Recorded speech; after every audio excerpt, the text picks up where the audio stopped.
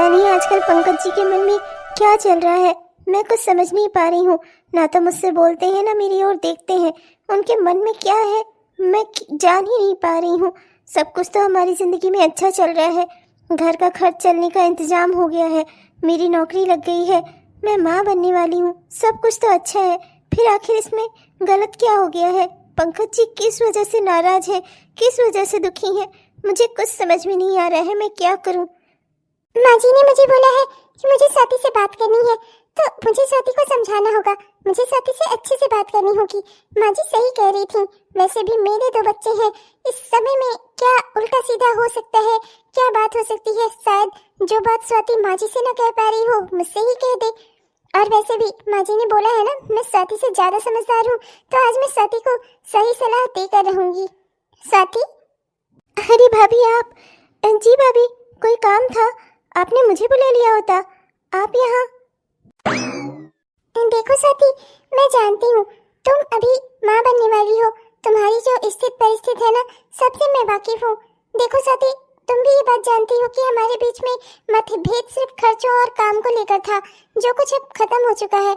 तुम्हारा खर्चा तुम लोग देखते हो, हमारा खर्चा हम लोग देखते हैं, न कोई रुपए पैसे का लेन देन है और ना ही तो काम की कोई बात है।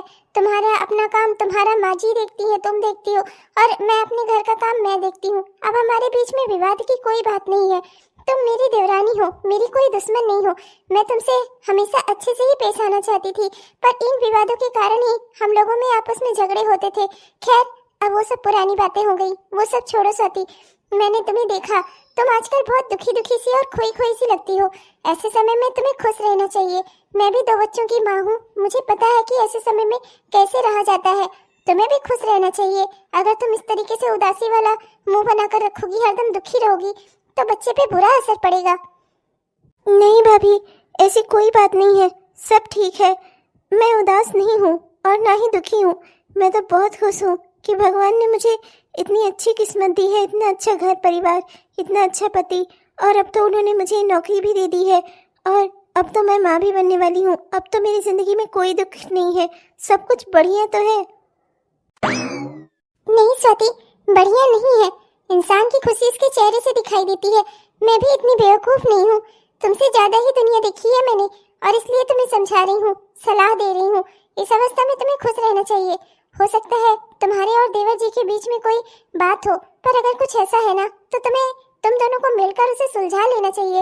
इस तरीके से अगर तुम घुट घुट कर जीती रहोगी, तो तुम्हारे साथ साथ तुम्हारे बच्चे की सेहत पे भी बुरा असर पड़ेगा।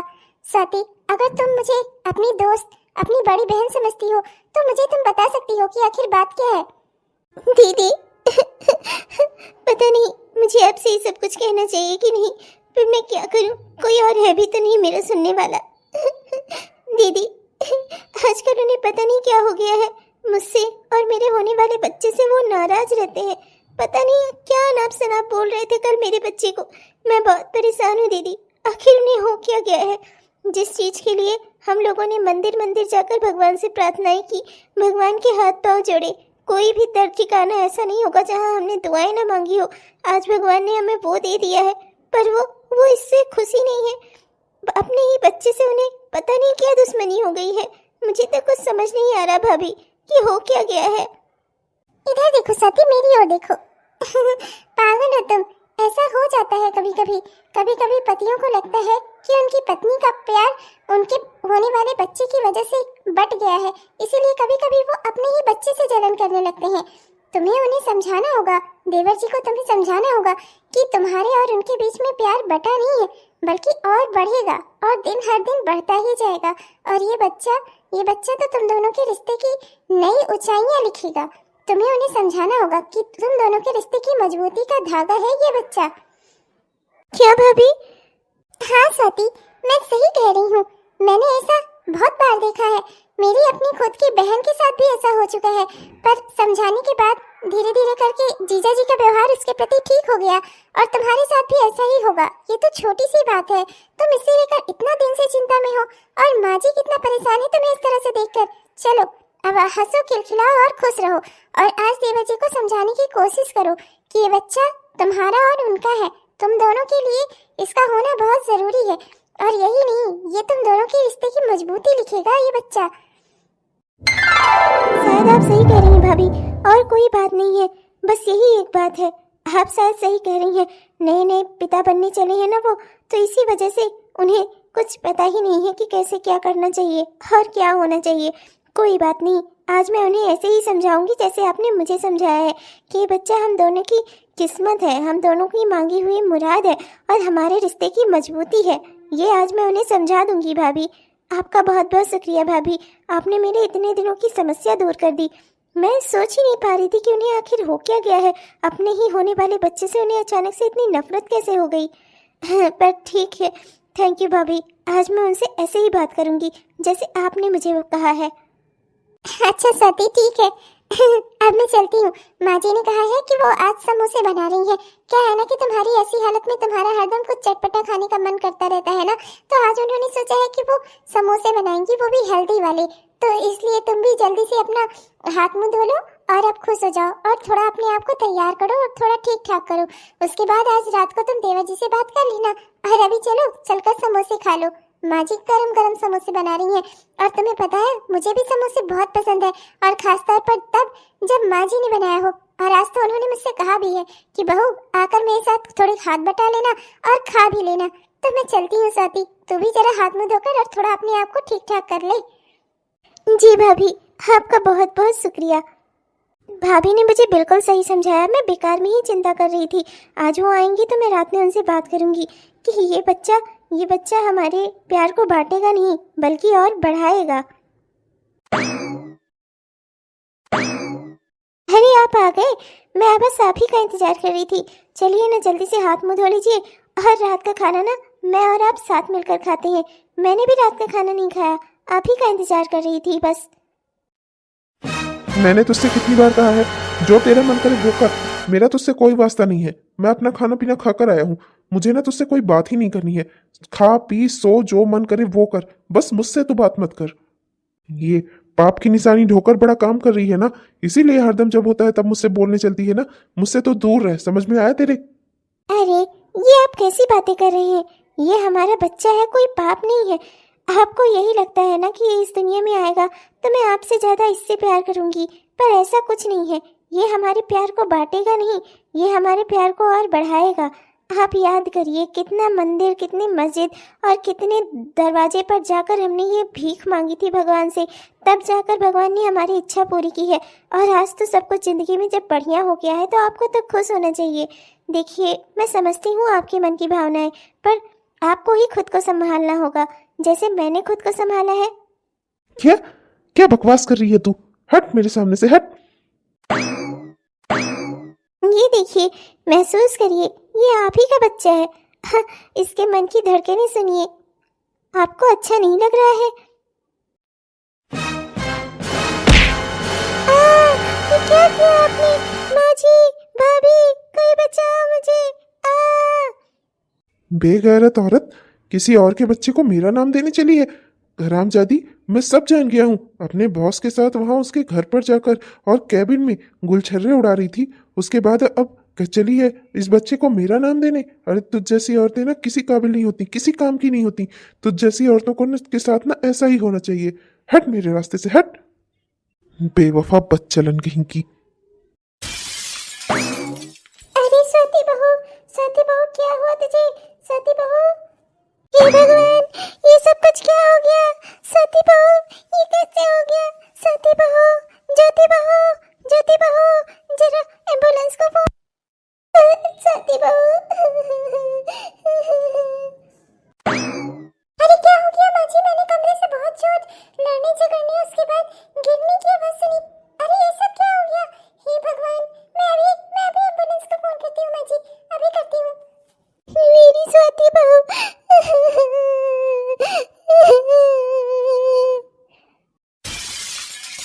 माँ जी चिंता मत करिए, सब कुछ ठीक हो जाएगा। स्वाति को हॉस्पिटल पहुंचा दिया गया है, सब कुछ ठीक हो जाएगा। डॉक्टर बस अंदर ही है, सब ठीक हो जाएगा माँ जी, आप चिंता मत करिए। मैंने पंकज भैया को भी फोन किया था पर उनका फोन ही नहीं उठ रहा है, वो फोन ही नहीं उठा रहे हैं। मैंने इनको भी फोन किया था, ये बस आ ही रहे हैं। इन्होंने कहा है कि सारी फॉर्मेलिटीज मैं पूरी करा दूं और बाकी सब वो आकर देख लेंगे। माँ जी आप चिंता मत करिए, सब ठीक हो जाएगा, स्वाति को कुछ नहीं होगा। ज्योति बहू, ये सब कुछ क्या हो गया? मेरी स्वाति कितना खुश थी। इस दिन के लिए उसने कितनी प्रार्थनाएं की थी भगवान से, कितनी मन्नतें मांगी थी, और आज जब ये दिन उसकी जिंदगी में आया तो ये सब क्या हो गया?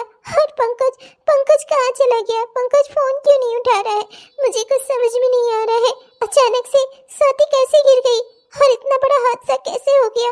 मुझे कुछ समझ में नहीं आ रहा है। बस भगवान स्वाति और उसके बच्चे को सही सलामत रखना। आप लोगों ने हॉस्पिटल में सारी फॉर्मेलिटीज तो पूरी कर दी ना? जी डॉक्टर साहब, सारी फॉर्मेलिटीज पूरी हो गई है और मेरे हस्बैंड बस अभी आते ही होंगे। वो आते ही फीस भी जमा कर देंगे। डॉक्टर साहब, मेरी देवरानी स्वाति कैसी है? उसकी तबीयत ठीक तो है ना? वो ठीक तो है ना? उसका बच्चा ठीक है ना? ओह, आई एम सो सॉरी। मुझे ये कहते हुए बहुत दुख हो रहा है कि हमने स्वाति को तो बचा लिया पर हम उसके बच्चे को नहीं बचा पाए। क्या? हे भगवान, ये क्या हो गया? देखिए, आप लोग को थोड़ी धीरज और हिम्मत से काम लेना होगा। आप लोगों को उन्हें भी संभालना होगा। अपना बच्चा खोया है उन्होंने, आप लोगों को ही उनका ध्यान रखना होगा। उन्हें किसी किस्म की तकलीफ ना हो। और एक बात और आप लोगों को बतानी थी, केस बहुत कॉम्प्लिकेटेड था, इसलिए हमें उनका ऑपरेशन भी करना पड़ा और अब वो कभी माँ नहीं बन पाएंगी। क्या? हे भगवान, ये क्या हो गया? मेरी स्वाति को बच्चे कितने पसंद थे, अब क्या होगा? मेरी स्वाति अगर ये बात सुनेगी तो वो जीती जी मर जाएगी। ये सब क्या हो गया? मुझे कुछ समझ नहीं आ रहा।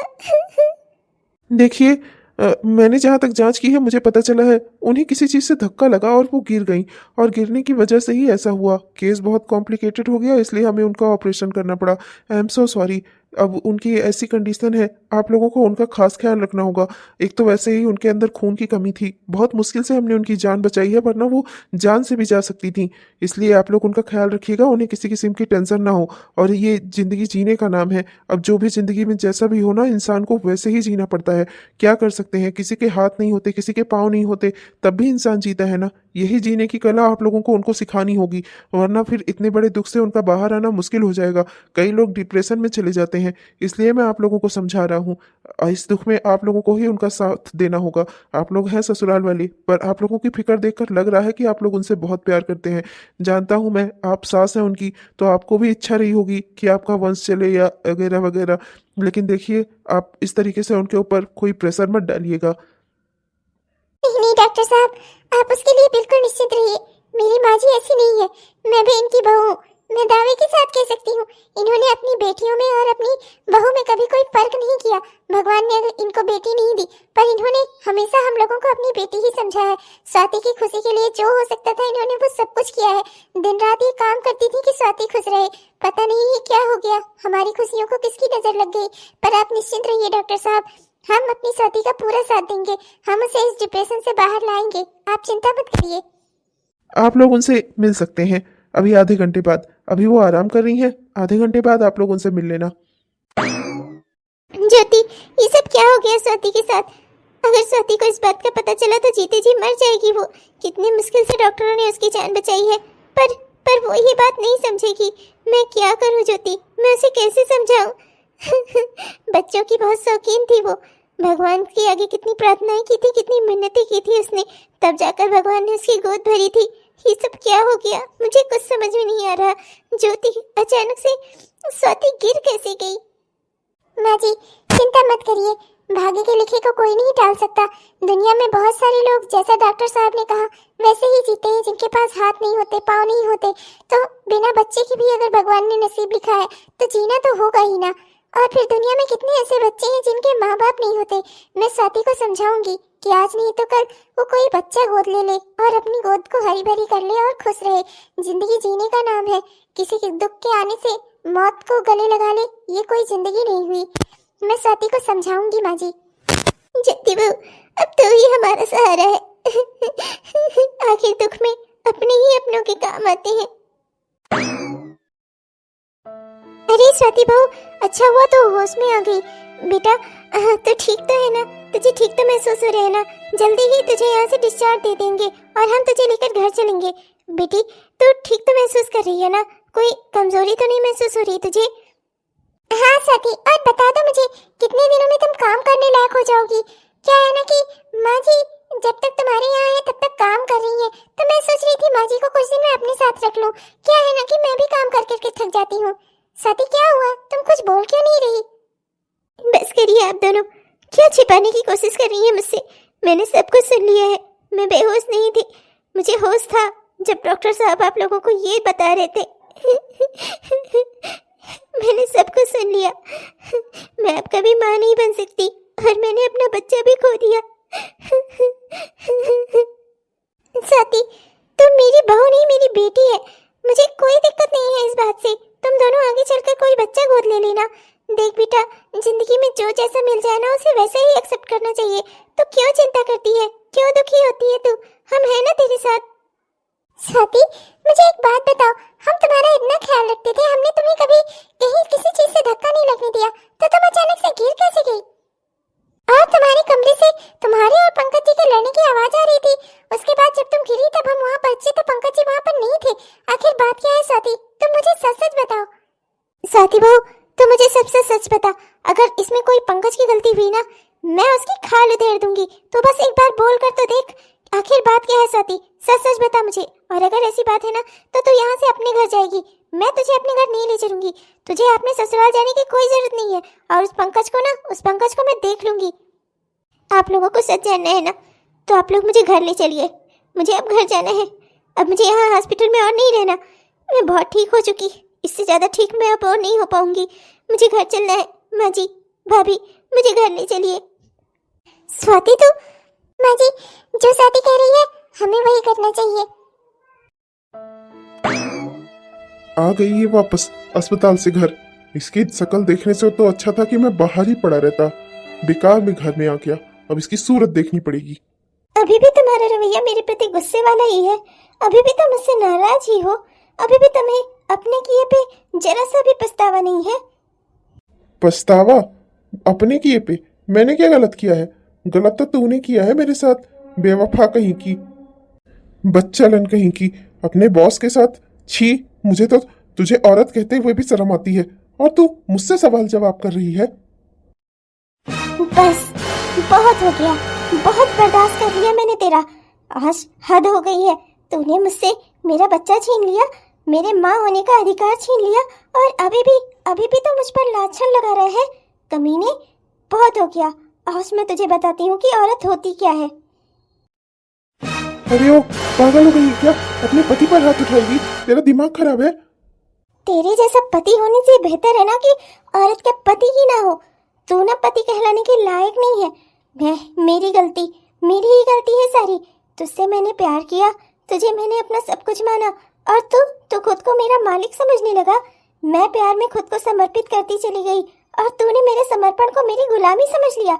बस हद हो गई अब। आज तेरी वजह से मैंने अपना बच्चा खो दिया, अपने माँ होने का अधिकार खो दिया। मेरी गोद जीवन भर के लिए उजड़ गई, और अभी भी तो मुझ पर ही लांछन लगा रहा है। कमीने कुत्ते, आज तो मैं तुझे सही सजा दूंगी, जो मुझे तुझे बहुत पहले देना चाहिए था। अरे ये औरत पागल हो गई है, इसका दिमाग खराब हो गया है। बेवकूफ, बेवफा कहीं की। एक तो अपने बॉस के साथ तूने रंगरलियां मनाई, और वो बात खुल गई जब मैं जान गया तो ऊपर से तो मुझे ही मार रही है। दुष्ट कहीं की। सारी गलती मेरी ही है। मैंने तुझे आजादी दी, मैंने तुझे बाहर जाने दिया, उसी का नतीजा है ये सब कुछ। तूने मुझे इजाजत दी? हाँ, तो होता कौन है मुझे इजाजत देने वाला? अपनी जिंदगी की मैं मालकिन हूँ, तो मेरा मालिक नहीं है। तूने मुझे क्या इजाजत दी है? हाँ, देखो ना, ये पागल हो गई है, मुझे बैट लेकर मार रही है। माँ देखो ना, आप देखो ना। आज मुझसे तुझे कोई नहीं बचा सकता कमीने। मैं थकी हारी ऑफिस से घर आती थी, फिर भी तो मुझसे खाना बनवाता था, और मैं खुशी खुशी तुझे बनाकर देती थी। अरे क्या नहीं किया मैंने तेरे लिए?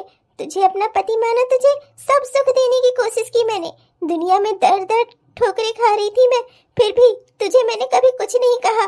बेवकूफ इंसान, तो आज तक कभी अपने बल पर कुछ नहीं कर पाया, फिर भी मैंने तुझे कुछ नहीं कहा। हर कदम पर मैं तेरे साथ खड़ी रही। और कुत्ते, तू मुझ पर इल्जाम लगा रहा है। अरे कमीने, तूने ये भी नहीं सोचा मैं कितने महीने की प्रेग्नेंट थी? हाँ, कितने महीने की प्रेग्नेंट थी मैं? बोल। 2 महीने की डॉक्टर ने बताया था। और कुत्ते, मुझे ऑफिस जाते हुए कितना महीना हुआ था? बोल। एक महीना हुआ था। हाँ, ये तो मैंने सोचा ही नहीं। ये मुझसे क्या हो गया? मतलब मैंने अपने हाथों अपने ही बच्चे को मार दिया। आ, आ, आ, स्वाति, तुम मुझे और मार लो, जितना चाहे उतना मार लो। मैंने गलती ही इतनी बड़ी की है। मुझसे ये क्या अनर्थ हो गया? मैंने ये क्या कर दिया?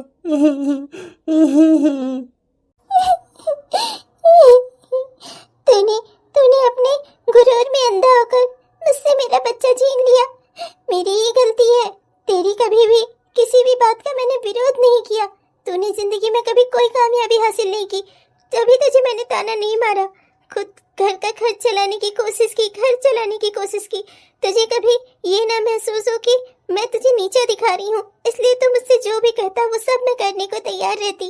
अरे पति मानती थी। पति मानने का मतलब था मैं तुझसे प्यार करती थी। जो भी तू कहता था हर काम करती थी कि तुझे कोई तकलीफ ना हो। और तूने तूने बदले में मेरे साथ क्या किया? मेरी जिंदगी की सारी खुशियां छीन ली तूने मुझसे। मेरी गलती थी। मैंने प्यार में खुद को समर्पित किया। जो तूने कहा सब कुछ किया। तुझे कभी कोई दुख ना हो, इसीलिए जो तू कहता सब में मैं हाँ करती चली गई। और उसका नतीजा ये निकला कि तू खुद को मेरा मालिक समझने लगा। ऐसे नहीं स्वाति, इस सब का जिम्मेदार कोई और भी है। बोलो, बोलती हो या? हाँ सर, बोलती हूँ। सॉरी स्वाति, मुझे माफ कर दो। उस दिन सर के सामने तुमने मेरी चोरी खुलवाई थी, इसलिए मैं तुमसे जलन करती थी। इसीलिए मैंने तुम्हारे पति के दिमाग में उल्टी सीधी बातें डाली, पर मुझे नहीं पता था कि वो इतना सब कुछ कर देगा। मुझसे गलती हो गई, प्लीज मुझे माफ कर दो। I am so sorry. I am sorry Swati. मेरे ऑफिस में ही इतना सब कुछ चलता रहा और मुझे इस बात की कानों कान खबर नहीं हुई। आई एम सो सॉरी, मुझे माफ करना। पर आरोही की जगह अब जेल में है। एक बार तुमने इसे माफ करके देख लिया ना इसने क्या किया। अब इसकी जगह सिर्फ जेल में है। इसकी माँ का मैं इलाज जरूर करवाऊंगा, उन्हें मैं ठीक करूंगा और उन्हें इसकी करतूतों के बारे में बताऊंगा। निश्चिंत रूप से वो इससे कभी कोई वास्ता नहीं रखेंगी और इसकी जगह ना सिर्फ जेल में है। नहीं सर, प्लीज, मेरी जिंदगी बर्बाद हो जाएगी। मुझे जेल नहीं जाना, प्लीज साथी। जब कर्म किया है तो फल से क्यों डर रही हो? जब साजिश कर रही थी तब नहीं सोचा था कि इसकी परिणाम क्या होगा? चलो जेल, तुम्हारी असली जगह ना वही है। ये सब क्या हो गया? मुझसे बहुत बड़ी गलती हो गई। स्वाति प्लीज मुझे माफ कर दो। स्वाति, मैंने ये सब कुछ जानबूझकर नहीं किया। उस लड़की के भड़काने की वजह से ही मैंने तुम्हारे बारे में पता नहीं क्या क्या सोच लिया। मुझसे बहुत बड़ी गलती हो गई स्वाति, प्लीज मुझे माफ कर दो। तुमने जो मेरे साथ किया है ना, उसकी सिर्फ सजा है, कोई माफी नहीं है।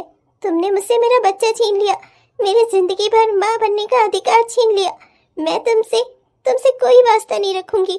मेरा तुमसे कोई रिश्ता नहीं है अब। मेरे बच्चे के साथ ही हमारे बीच का सारा रिश्ता नाता सब खत्म हो गया। माँ जी मुझे माफ करिएगा, पर मैं अब आपकी बेटी को माफ नहीं कर पाऊंगी। आप मुझसे कह रही थी ना मैं अपने घर जाना चाहूंगी, कि आप अपने ससुराल आना चाहूंगी, पर मैं इसीलिए यहाँ आना चाहती थी।